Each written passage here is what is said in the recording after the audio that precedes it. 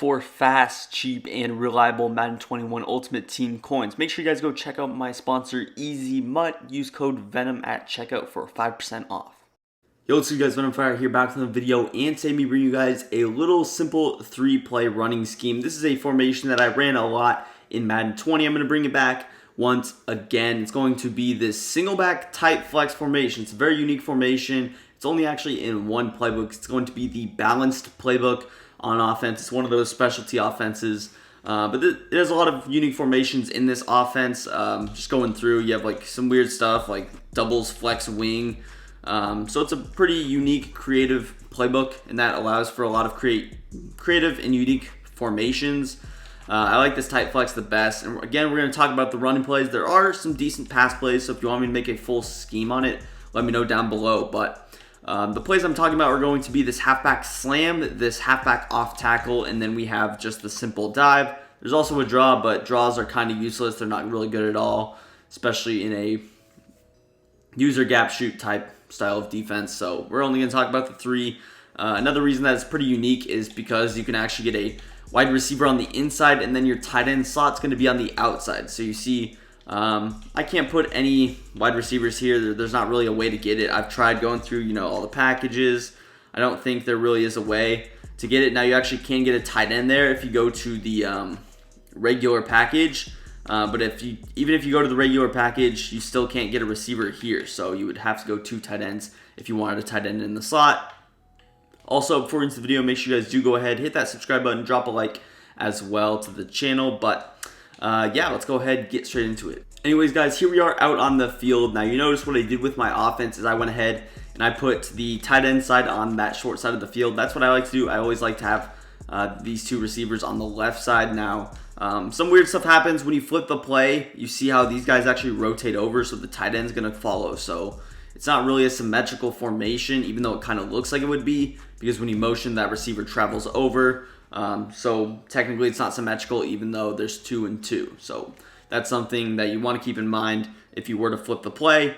But yeah, so here's a look at the audibles I have. Again, you would traditionally run something different if you were actually running this to pass the ball out of, but we're going to start out with this halfback off tackle. Now, the way I like to run the off tackle is I like to flip it to this receiver side, but we're going to start out just running it to the tight end side, and you'll see that it can be successful. Sometimes the blocks do develop a little bit weird to this side, I've noticed, and I think it's because of the alignment. When you take a look at the alignment, you see how on the left side, Chris Godwin is pretty far tight. He's in a pretty good spot in the slot. But for whatever reason, AB is just a little bit further out, and he just doesn't pick up very well. You see, against this particular formation, he just refuses to block that outside linebacker, and our right tackle doesn't do anything either. So, of course, if you can double team him, you can get something like that, as Gronk just got shedded by a corner, and don't think that would ever happen in real life, but you can basically see why I don't run it to that right-hand side. You want to flip it, you're going to get perfect blocks here, get to the outside, and right there, we get the edge. Not only can I go far to the outside, but I can also cut it back in, which I'm going to do next. Really, it just gives you a lot of options. Of course, you're relying a lot on wide receivers blocking when you're in a compressed set, and you're running the ball to the outside. Off tackle is typically an outside run. There is potential to cut it in, but against like a compressed set that I'm in defensively, I'm probably going to want to bounce it out more times than not. Not only can I just run it like this, but I can also introduce some motion. So you're probably going to want to motion Antonio Brown or that receiver over. The reason for that is because if I motion Gronkowski over, pretty much what happens is he actually lines up as a fullback, which it could be a possibility. It's going to give away that you're running the ball, though. That's not something that you want to have. So you see when I motion Gronk, this is going to create almost an I-form close slot, except with 3 wide receivers. So, and of course, you're running the off tackle. Gronk doesn't really do anything differently. It doesn't really affect the run at all when you motion him over rather than you motion AB. You get an extra guy. You saw when I motioned it with AB, it allowed me to do a couple of things. Now, not only can I motion those guys on the right, I can motion Chris Godwin across. I can motion Evans across. What that does is it's going to allow me to cut it upfield like we just did, or it can allow them to potentially seal the edge or hold off the edge a little bit better. So this is the off tackle. Again, this is my favorite run out of the 3. I feel like it's the most diverse. It has the most kind of big play potential. You see I can kind of stutter step. Again, geez, I guess James Bradbury. And I mean, I understand he's physical, but this is Rob Gronkowski we're talking about. Maybe it's just a bad blitzing angle. Also, I can actually motion him outside, so if he's getting shedded every time, which I don't know how that's possible, that's something that you can do. And you saw how it actually seemed to set up the blocks a little bit better. Right there, I can cut inside. Some bad stick work, but you can see how just different things. If something's not working, you mix it up. You motion a guy out a step, and all of a sudden the run becomes 20 yards. So anyways, let's move into our next play, which is going to be the halfback dive. Going in order of our favorite runs, this is going to be my second favorite. Now, halfback dive, it's a little bit weird. Now, in the halfback dive, it's going to come out automatically going to the other side, to the left side. And honestly, I like running it to this side a little bit better myself anyways. Of course, you can flip it if you like. I like to just run it to the left. Typically, you can cut it left, right up the middle. You get pretty good blocks out of the halfback dive, a lot better than that off tackle. And of course, this is going to be an inside run. You want to run it to the inside. You see how I can kind of stutter step up the middle, wait for the blocks to develop, and read the gap that I want to go through. Of course, this would be more of a run where I would actually motion Gronk over, and then he could pretty much lead block or seal off the edge as he did there. Simple little jump cut. Also with the dive, I can either cut it to the left or the right.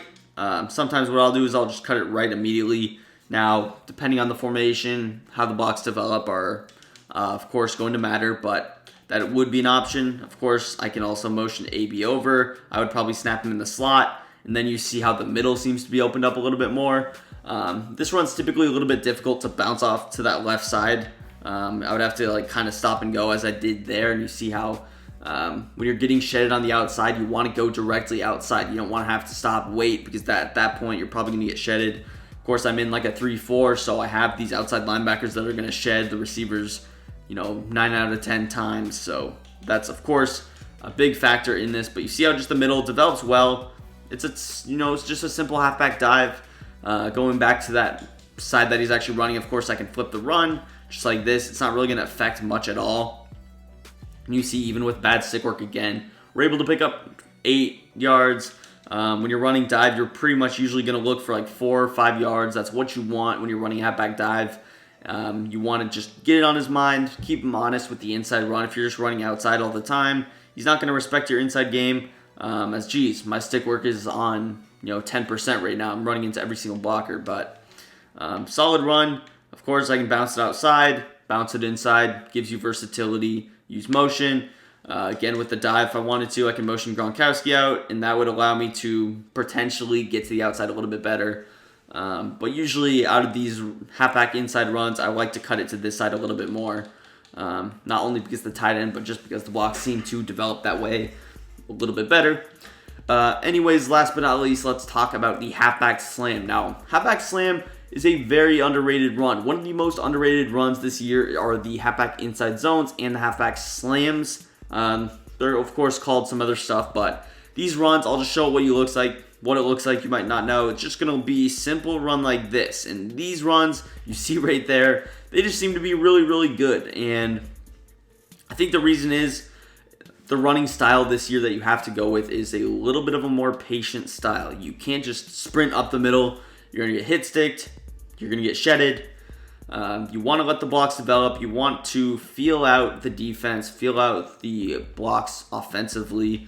The best way to do that is with even slower runs or stop and going with your stick work. You see there, the way that this run develops is it's a very slow handoff.